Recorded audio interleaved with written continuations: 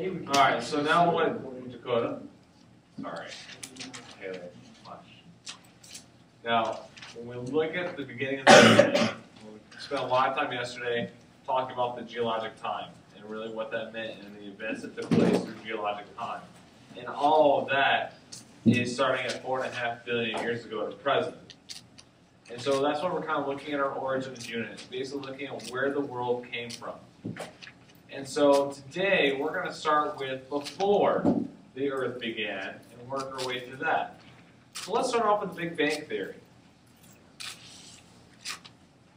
What is it? Somebody explain to me what that is. Taylor? The creation of the universe. Okay, can you give me more specifics? Like the spontaneous explosion so big that it like scattered matter everywhere, right? Yeah.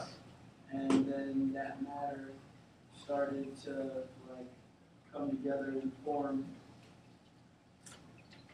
everything. I guess. Actually, you're perfectly correct. So we start off with a spontaneous explosion that then scatters the matter throughout space. Right? And then that matter gravitates together to form galaxies.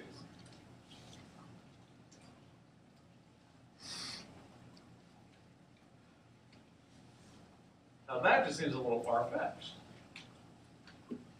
And if you actually stopped and thought about the Big Bang Theory, it's a bit crazy. You would almost think the person explaining it to you is wearing a tinfoil cap. Because what it basically is saying is that all the matter, everything, all of the matter in the entire universe, not just our planet, but the entire universe has been condensed into the space of a tip on the pen. Something like a sewing needle. That tip of the pen. That is basically the entire universe condensed. That's what the Big Bang Theory suggests. And then at some point, we don't know what, but something triggered an explosion and boom, we have the entire universe. That sounds kind of crazy. So why do we think this? What's the evidence that scientists have collected that says, you know what, as crazy as that sounds, that actually might be correct? Like the craters on the moon? Nope, not so much that. Yes, the galaxies are moving farther and farther away. Okay, there's this tool called a spectrometer. And what a spectrometer does is it measures wavelengths. And it records those wavelengths. And scientists have been using here on the surface of Earth for a long time. They've been looking at the coding of all the elements on the periodic table. Every element actually absorbs and reflects different wavelengths, and so every single element has a unique spectrum to it. Really kind of cool. So then one scientist decided, hey, I wonder what would happen if we looked out into space.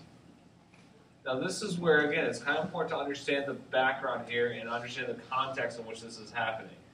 The current theory of space and the stuff that we see out in space is that the stars are constant. They're stagnant. It's like, literally, we are this globe, and there's this black stuff that's around us, and it's like somebody poked holes in it, and now light's coming through those holes, and the holes aren't moving.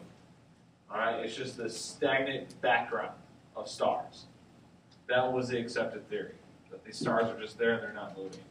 And if you think about it, it kind of makes sense, right? If we go back to this concept, where we have the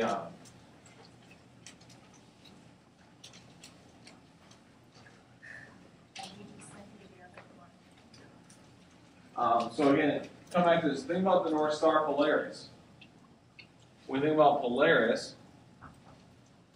and Polaris has been our North Star for a very long time. Very long time. But not long geologically. In fact, during the Egyptian Golden Era, the North Star was actually aligned with Vega. which is another, common star in our sky. So when we think about these things, we think that they're kind of constant. So then astronomers decide, well, let's take the spectroscope and stare out into space. And what they find is one of two things, and it's kind of like the Doppler effect. You have a red shift and a blue shift.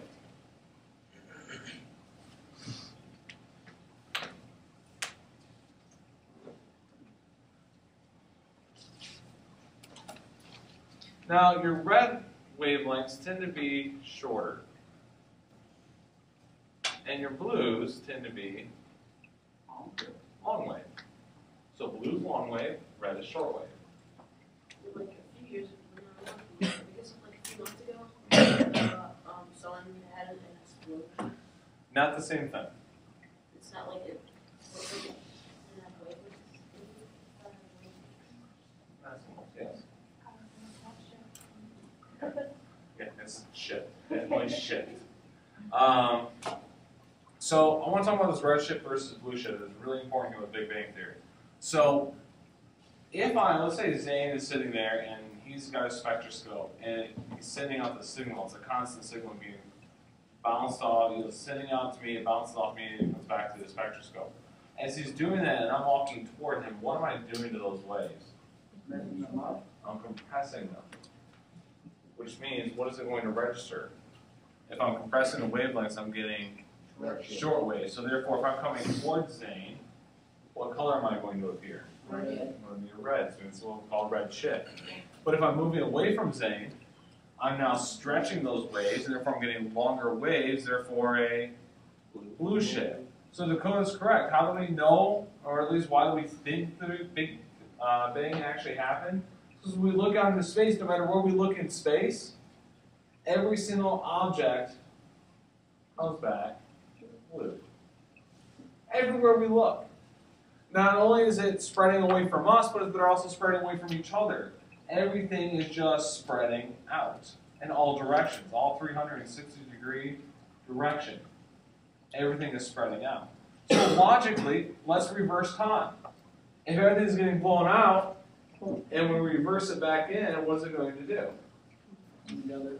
Yeah, so we're all the way out here, and then it all comes in, and it gets compressed, tighter and tighter and tighter and tighter and tighter.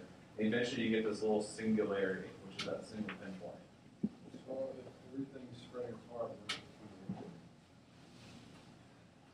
Great question. Where's the center of the universe?